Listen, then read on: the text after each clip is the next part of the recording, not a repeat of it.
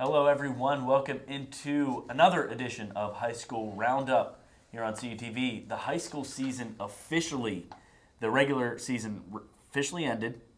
We're getting into the playoffs, and we have a jam-packed episode. I'm your host, Stephen Ruffing, and with me is Colin Kirkwood, Dylan Goday, and Devin Garina. Guys, we have a jam-packed episode, and a lot to talk about with the playoffs. A lot of stuff. We've got brackets to go over for this week, all sorts of things like that. The scores from the end of the regular season. We've got a set of highlights, a lot of stuff to get to. Yeah, we do, and we will jump right into the highlights from our game of the week, Beth Center and Fraser, one of the richest rivalries in Whitfield football, Dylan. Yeah, rich rivalry as well as a chance the winner goes into the playoffs. So let's take a look at these highlights right away on a muddy field in Beth Center. At Beth Center Bulldog Stadium there, you can see just in the open just how muddy that field was. Things got started here with Beth Center. Plunges forward into the end zone with a Bailey Lankowski run for 6 points. Puts Beth Center up 6 points to start the game. Next for Beth Center, the quarterback Bailey Lankowski throws it. It was intercepted there on the play. A nice interception there for Fraser. Really their lone positive play there in that game. Next for Beth Center is one and only Dominic Fundy plunging in for 6 points, put them up 12-0. They went for 2 and ends up being 14-0. Next is a pass play. They counted it as a run, but that's actually a pass. Pitches it forward to Devin Dingle. Goes 35 yards into the end zone, and boy, he turned on the jets when he got outside of that mud in the middle of the field. Next is a safety here. Again, Fraser's offense couldn't get anything going all night long. Really struggling in the mud, and Beth Center takes advantage for a safety. On into this one, Beth Center again. This time it's a Bailey Lankowski keeper, and there you see him running right through that huge pile of mud in the middle of the field, and then he turns on the jets, outruns the entire Fraser defense, goes 75 yards and into the end zone. Not too often you see a quarterback make a run like that, especially in the muddy field conditions. And next is another defensive play. This time, again, the mud causing problems for Fraser's offense, and they fumble it forward. Just wanted to put that in there just to show just how difficult the conditions were on Friday night there in Beth Center. And the last touchdown here is scored by a Bailey Lankowski run into the end zone. So there, Fraser gets a huge win, 36-0. Again, horrific field conditions. But Beth Center comes out on top and makes the playoffs. Yeah, and now they have to go into the playoffs and face, of course, my former high school, Steel Valley. It's going to be a difficult matchup for them. But after playing in that mud, I mean, it's like they're ready for any elements. I mean, they're used to that. So, I mean, really, they should be able to play like anywhere. Yeah, you only go up from there. If you play on a better field, you play better. But just preparing for the worst in like field conditions and game conditions makes your team overall better. Yeah, you're absolutely right. They did have a tough one. Big win against Fraser. Now they go against Steel Valley at Steel Valley in Munhall, Pennsylvania. All right, let's go into the Interstate Conference scoreboards. Carmichael's 18-0 over Brownsville. And that was a game where Brownsville very, very close to getting a win, their first win this season.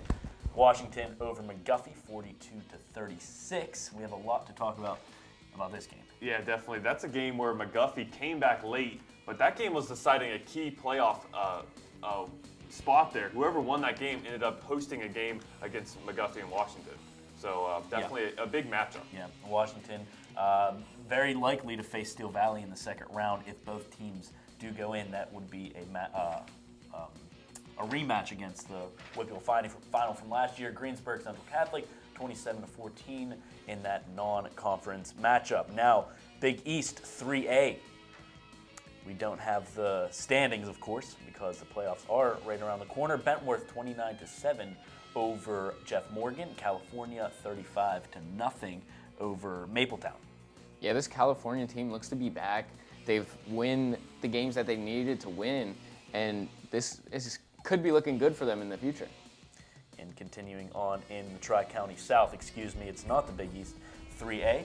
Monessen 30-0 over Avella. Union in a non-conference game against West Green, 20-6 they fall. Monessen, that's a big win for them. And of course, another non-conference, Amani Christian beats 54-0 over Chartiers Houston. Now into the Big East 3A. Derry 35-14 over Burrell. Deer Lakes falls to North Catholic 64-3. What a huge win for North Catholic. They are a powerhouse in this conference. Continuing on in the Big East 3A, Mount Pleasant 49-13 over a struggling Uniontown, and Elizabeth Forward 44-0 over York. Elizabeth Forward getting ready to potentially make a run here in the postseason, looking good over shutout of York there, so we'll see if they can really get the magic going and keep moving through these playoffs later on. Yeah, and Derry, North Catholic, and Elizabeth Forward tied for first place in this Big East Conference, so it looks to be a little bit of a tie-up here. Yeah, it's a tough conference. Yeah, and back to York real quick. They aren't making the playoffs this year, but their leading running back in the WIPIO, almost 2,000 yards rushing this season, just about 30 yards shy. So shout out to him for being the leading rusher in the WIPIO. And it's a shame we won't see him in the playoffs. And now continuing on with the last scoreboard in the Big East non-conference, knock over Freeport 26-7. Guys, I know, of course, the playoffs are right around the corner. A lot of big games to end the regular season. Yeah, really a lot of non-conference games, as you saw there. A lot of teams getting tuned up, ready to take it into the next level here, see who their opponents are going to be, and they're ready to jump into these playoffs. Yeah. And there were just a few play-in games, and we had one of them on CUTV with Fraser and Best Center. It was a lopsided game, but still one of the few games that we win and you're in the playoffs. We got to showcase it on CUTV, so pretty cool that we had that opportunity. Yeah, absolutely. It's going to be exciting. Now we're going to take a quick break real quick, but after the break, when we come back, 4A scores, 5A scores, and of course our hometown standings to conclude the regular season. Stick with us when we come back after this break.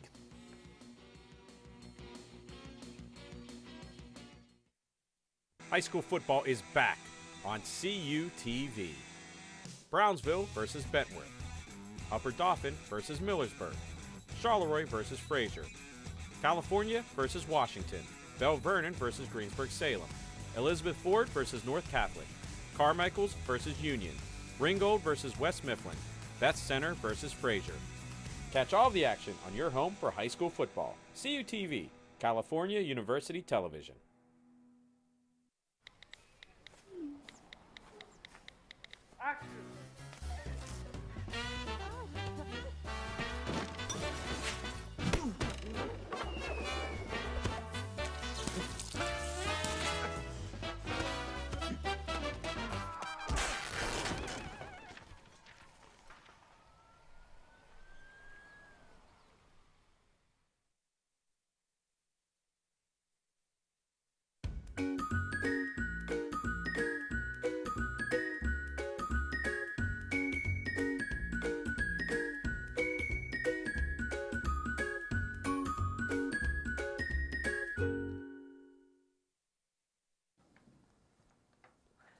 Welcome back. You see that little Halloween spooky transition. Halloween is tomorrow, the 31st, but back to high school football. We'll get right into the standings for the Big 8 Conference. Bell Vernon, 55-0 over Ringgold, giving them a lot of momentum going into the playoffs. Greensburg-Salem, 17-0 over Indiana. Bell Vernon, a huge win. That momentum going into the playoffs is huge. Definitely without their starting quarterback, good for their running back, Mason Pasco, to get some more carries against Ringgold. Greensburg-Salem sneaking in the playoffs with that 10-point victory, over 10-point victory, gave them enough points they needed to sneak their way into the playoffs. Right, and that's something you talked about last episode, I believe, all of the moving parts to get these teams into the playoffs. Greensburg-Salem, one of them, they did complete that. They are in, but Bell Vernon, that's a huge win over a struggling Ringgold team, giving them a boost in the playoffs. Now continuing with the Big 8 Conference. Laurel Highlands, they fall to Trinity 42-14, and unfortunately we did not have those highlights. There were some technical difficulties, but maybe it's a good thing. It's a tough loss for them. Thomas Jefferson rolls on over West Mifflin 37-6. Thomas Jefferson, an obvious powerhouse in the playoffs, Colin. And I know on Friday when we were doing our game at Beth Center, Dylan was keeping a hot eye on that game as West Mifflin had a lead early, and we kind of talked about it, me, him, and Danny, who's not here right now, and we were really speaking on that game. We thought maybe it would be disastrous if they were to lose that game, but they were able to get the victory there and keep moving into these playoffs. Yeah, Yeah, they will be rolling. They're going to be a team to watch. Big East 5A scoreboard now. Connellsville 17-14 over Albert Gallatin. Franklin Regional falls to Penn Trafford, and Penn Trafford's going to have a tough matchup. We'll get into that. We have some brackets in the next segment to look at. Now continuing on in the Big East. McKeesport falls to Gateway 34-6. Of course, Gateway is another huge team in this Big East 5A conference. Plum falls to Hempfield in that non-conference game. Anything you guys want to say about that McKeesport Gateway game? It was a close game early, kind of like the Thomas Jefferson game. Gateway may be resting some players a bit and getting ready for the playoffs, but we'll get to it in the next. And when we get into the playoff brackets, Gateway on a collision course with Penn Hills could be a fantastic matchup. Yeah, two very talented teams. Now continuing with the Big East 5A, Highlands, a non-conference game against Latrobe. They fall 39-13. And of course, we can't forget about our hometown standings, but those games, I mean, you know, just to end this regular season was fantastic.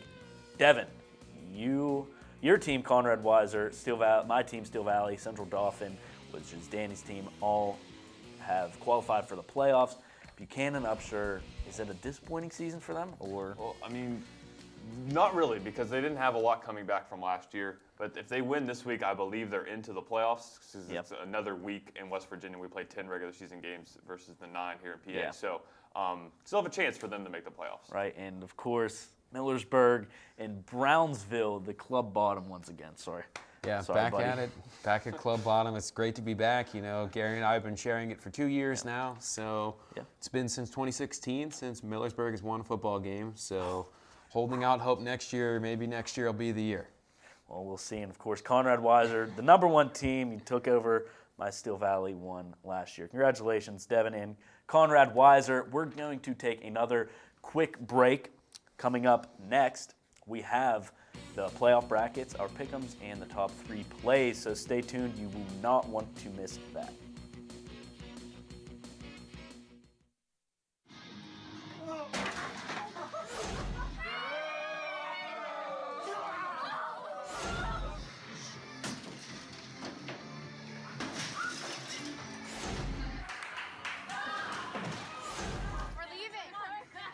Most party fouls are pretty dumb.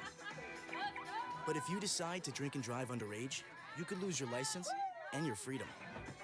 Underage drinking and driving. The ultimate party foul. Are you a visual storyteller? The Cal Times and CUTV is looking for students with an interest in expanding their skills in photography and videography. We call it visual journalism, and we're here to offer you opportunities to learn how to shoot and edit from a wide range of events at California University of Pennsylvania.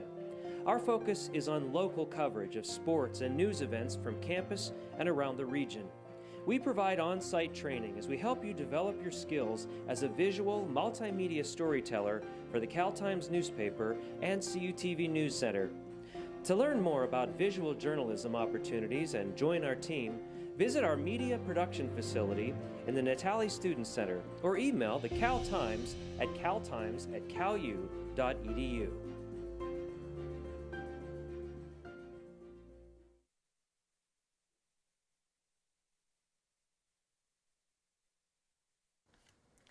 And we are back on High School Roundup here, continuing with our playoff show. Playoffs are, I guess, this week, this Friday, and of course Saturday. But we're going to get right into the brackets because we have a lot to discuss. We'll start with the single A playoff brackets and what they're looking like. There you see Jeannette, that #1 seed. Yep, and the coin flip is the big story from Single A. First time since 2004, I believe I saw.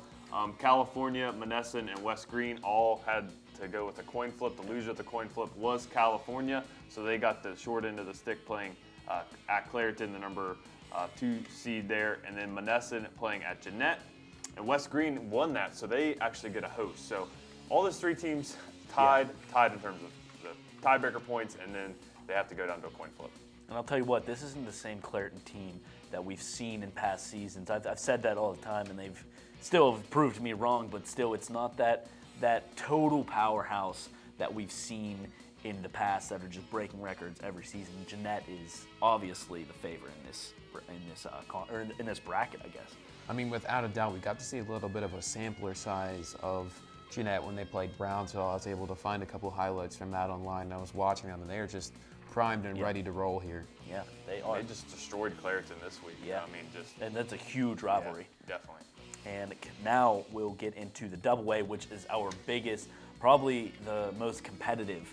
There is two sides to the double A. Double A kind of dominates Western Pennsylvania football.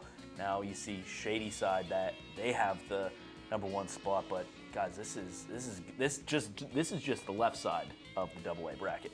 Yeah, and I feel like there's a couple, like it could go either way in some of these games, especially with if McGuffey can keep high scoring up with Southside Beaver, they could probably stay in that game. Charleroi and Riverside, that's going to be a great game to watch as well. And obviously Mohawk and Seton LaSalle, they're all just great games, and looking forward to see the outcomes. Charleroi getting that 4 seed with their great. You think if they win that conference, you think they'd be a little higher up than the 4, but nonetheless, they have a tough matchup if they're able to defeat Riverside. Seton LaSalle, a tough, dominant powerhouse team in this. You got to think about it too. This double A is just so competitive. Even Charleroi winning their conference, it just goes to show that there are some talented football teams in this double A conference. Charleroi, I know it could be, most likely them and Shady side battling in that spot to go to the finals. So you really you never know what's going to happen, especially in this conference. We'll go now take a look at the right side of the double A graphic. Burgettstown, one of the 7 undefeated teams in the WPIAL going into the playoffs. Washington and, of course, Steel Valley there. If those two teams win their games, they're going to face each other. That was the WPIAL final last year in the double A. That just kind of seems like unfairly placed there. You think about having to go up in a final rematch in the second round. One of those things, you might want to point a finger towards that and think about it. But Washington did, I mean, in their eyes, in their terms, kind of a quote-unquote disappointing season for them.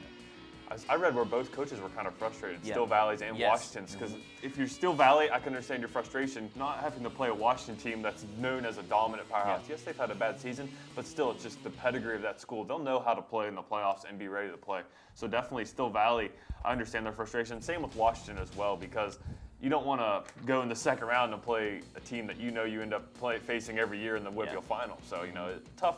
But I think all those teams are chasing down that Burgettstown team. Bit of a surprise going undefeated this year. Yeah, and that's what it will probably come down to, pending a crazy upset, but it might be Steel Valley and Washington in that semifinal matchup, so we'll see. Now, let's go into the AAA brackets. ALIQUIPPA, obviously a clear favorite, as they are every year. Elizabeth Forward, North Catholic, another favorite. This one is really a good bracket as well. Central Valley there, just defeating ALIQUIPPA. Derry should be on upset alert because Central Valley hungry after that win after ALIQUIPPA. Huge upset last week.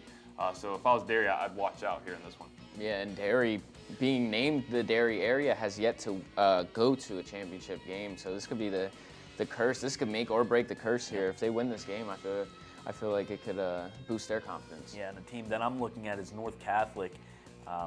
They could do some damage in this bracket. I mean, they've just been absolutely crushing teams in their conference, just rolling through. I mean, they crushed, you saw Deer Lakes, they destroyed Uniontown. They are just rolling, and they are on a mission. Yeah, they're going to want to get some payback against Derry. Derry defeated them earlier in the season, so they have that one circled, one to play Derry. And if those two teams face up, that will make for a heck of a playoff matchup. Now go into the Quad A playoff bracket. TJ, it's almost unfair that they're in this, but West Mifflin, they just got beat by them. Bell Vernon can maybe shake things up, but to me, I think it's clear cut Thomas Jefferson to take this bracket. Yeah, definitely. South Fayette could cause some problems there to Bell Vernon. So that's an interesting second round matchup, potentially South Fayette and Bell Vernon. I think Thomas Jefferson and Newcastle is a rematch from a game earlier this year, so maybe Newcastle learned some things in that game. But like you said, Thomas Jefferson, I think they can just go ahead and get their plans ready for a Quad A championship game. Yeah, and South Fayette, always a powerhouse in the Quad A as well. Fun little thing about South Fayette used to be in the same conference as Steel Valley. So they would have to face each other a lot, and it was just unfair. That school was just way too big. I mean, finally getting bumped up to Quad A. Yeah, and Belle Vernon earlier in the season against TJ was handled 36-14, but in its other 8 games, Belle Vernon has outscored opponents 374 points to 47. So, but they did lose a star QB in their back, but Mason Pasco is going to have to be the guy they look for. Yeah, they will be going to the ground a lot. Now let's go into the 5A, the left side of the bracket. Again, Gateway, probably the favorite in this one. Of course, West Allegheny, always a tough one. Woodland Hills, also a tough one every year. Bethel Park. This is a good left side of this bracket. I mean, you think about it, you take a look down this left side here, I don't see anybody who stands out that could really challenge Gateway here. I mean, we talked about it a little bit earlier. It's going to be one of those things where most likely it's going to come down to Gateway and Penn Hills in this bracket final here. Of course, Penn Hills on the other side. But really, I don't see anybody on this left side who can stand in their way. West Allegheny could be a good matchup for Gateway. I just don't see them competing with Gateway. But like you mentioned, Gateway is just an unbelievable team this year. They really are. Now let's go to the right side of this bracket. Penn Hills and Latrobe, Upper St. Clair, Peters Township, all these teams, Penn Trafford, North Hills. This is a stacked side of the bracket for the 5A. Peters Township got their conference title for the first time since 1975, so perhaps maybe riding the momentum that comes with that, and perhaps maybe they can make some noise moving through these playoffs. And now let's go into our final playoff bracket. That 5A is going to be one to look at. Pine Richland and North Allegheny, obviously getting those bye weeks. So North Allegheny and Pine Richland, really those are the two teams. I don't think it's even necessary to look at any other teams unless a miracle, upset happens. Yeah, exactly, but cool for Canaan Mac making the playoffs again. They've struggled the last couple years playing 6A. They had to jump up to 6A when that was created. So shout out to Canaan Mac, kind of local to us here, one of the closest ones of all of these teams. So cool for them. But like you mentioned, North Allegheny just stomped Penn Trafford, that team last week. So definitely could be some bad blood heading into if they end up facing each other like we expect to see. Yeah, it'll be interesting. Of course, we'll keep up to date with it. We have 2 more episodes of High School Roundup after this. We'll see. Yeah, pending. We'll see. All right, now let's get into our Pick'em standings real quick. All of the upcoming Pick'em games will be those playoff matchups that you've seen. Bobby D, an impressive 6-1 week for him. He stays at the top with the Twitter peeps. They went 5-2. Danny Beck went 6-1. Dylan, you went 5-2. Gary Smith 3-4. Devin 5-2. You're making your way up there as well as Mr. Kirkwood over here. And the HSR Puppy went 3-4. And I don't think I missed anyone, right? All right, let's go into the pick'ems for the upcoming games. California versus Clareton. This is going to be an interesting one to watch. Danny has Clareton. Dylan, Colin, you both have Clareton, and Devin and I. There's too many D's in this group, but Devin and I have California. Devin? Yeah, California, I feel like they are back. They are on a roll right now. See. They've been scoring plus 30s in the last couple of games, and they have proved that they can score now after tough losses earlier in the season. Yeah. So this might be their time. It might be, and you know what? I smell something cooking. What is that? That is the high rule of the week, and I was one that was very skeptical about California, so it's kind of ironic that I'm picking them over Clareton, but I needed a high roll, so I'm pulling for California in this one. But guys, good picks with Clareton because they are always a single A powerhouse. Now let's continue to the next game. Riverside versus Charleroi. I think there's much talk about this one. Charleroi, we all picked them. They seem to be the favorites. Now let's just get into the next one. Elizabeth Forward and Beaver Falls. This one is going to be interesting. I personally don't trust Elizabeth Forward in the playoffs, but Dylan and Colin, you both have Elizabeth Forward. It's one of those things, really, they've been kind of hot when I've picked them throughout the season. The only time I can really think of them letting me down was that game against the North Catholic, but really, they can throw the football, and if they can get the football moving down the field, they're really known for throwing some deep passes down the sidelines, and if they can get that going here, they might stand a chance in this one. Yeah, Dylan. Zach Benedict, no slouch, so I think they can get this kind of upset against Beaver Falls and go in and get that win, and then who knows what happens after that. Yeah, and we'll see. Up in the air, this matchups will be. Now, let's continue on in the pick'ems.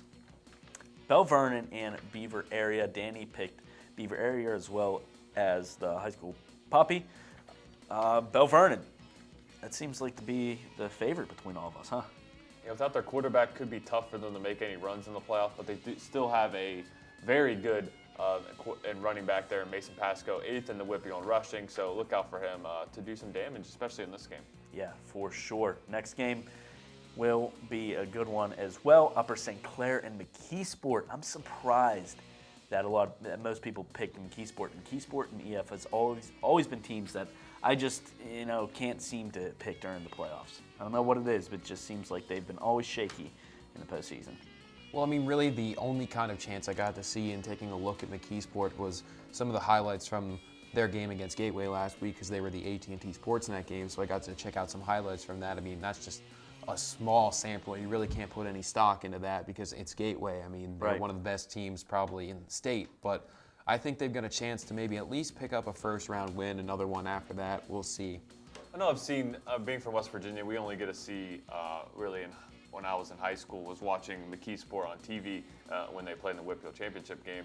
When they get the triple option rolling, that's when they're a threat. So it's really, if they can start fast in that triple option, get ahead of the downs, I think McKeesport can make a run. How far, we don't know yet, but I think they can make a run just because they have a unique offense. Yeah, they absolutely do, and it's all up to Upper St. Clair if they could stop that. That's the deciding factor. All right, now let's continue on. McGuffey versus Southside Beaver, another one that's up in the air. I have Southside Beaver. Dylan, you have McGuffey, and Devin also has McGuffey. I like your pick, Colin. Southside Beaver? Yeah, I mean, I don't trust McGuffey here, really, getting into these playoffs. I mean, I picked them a couple of times earlier this season, and boy, did they let me down. Yeah. But I don't trust them. Yeah, McGuffey, Devin? Yeah, McGuffey, I needed a game that I trusted to get an upset here because I need to jump up in the pick'em ranks. So I ended up picking McGuffey because they do score a lot. They are a high-scoring team. So we'll just see if their defense can step up. Yeah, you and Dylan both have a chance to make up some ground with this game. Christian Clutter, that's all you need to know for that one. Christian Clutter can do some damage for McGuffey. Is that all you need to know? Yeah, just that one name? He can get them a win if he has a great game. All right, good. Just take some notes. Christian Clutter, everybody. Thomas Jefferson, obvious powerhouse there. Everyone picking them over Newcastle. I believe that's our last pick'ems unless we have one more. No, we don't. Let's go right into our top three plays. A very exciting part of the show, Dylan.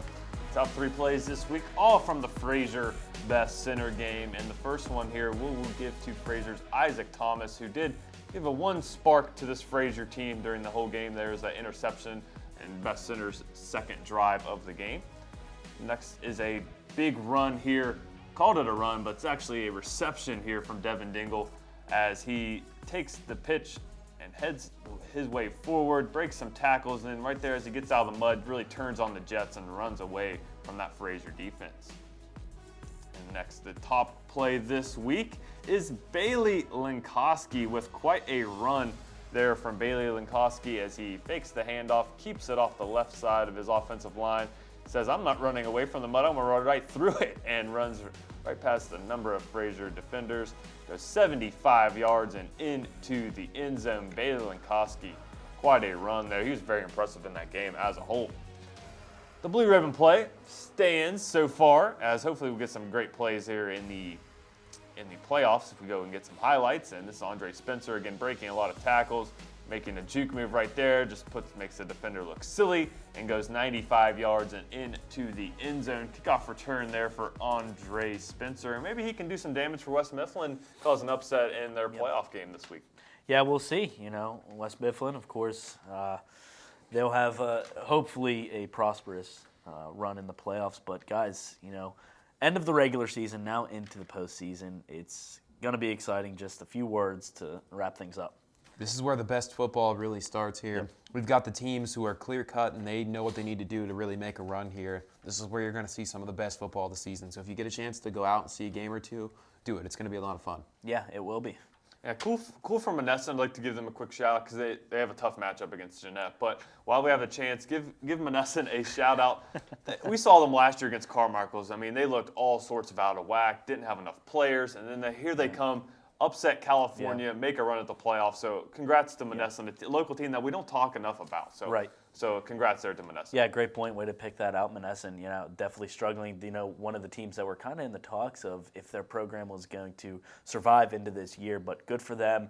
We'll be watching, definitely. Devin, this is your first time on High School Roundup. Your final thoughts, I guess, on the regular season. I just want to, show some love to the east side of the state because it doesn't get a lot of love. And you're right, because you're in the western side of Pennsylvania. Yeah, I know. But I would just like to shout out Conway. They beat the odds this year, winning against a team that is really good and winning the section championship. So just shout out to them and keep doing what they're doing. Yeah, fantastic play from all of our hometown teams. Now it's time. It's time to grind in the playoffs. It's been a fantastic regular season for High School Roundup. We still have some more episodes to come. Guys, thank you for all of you here.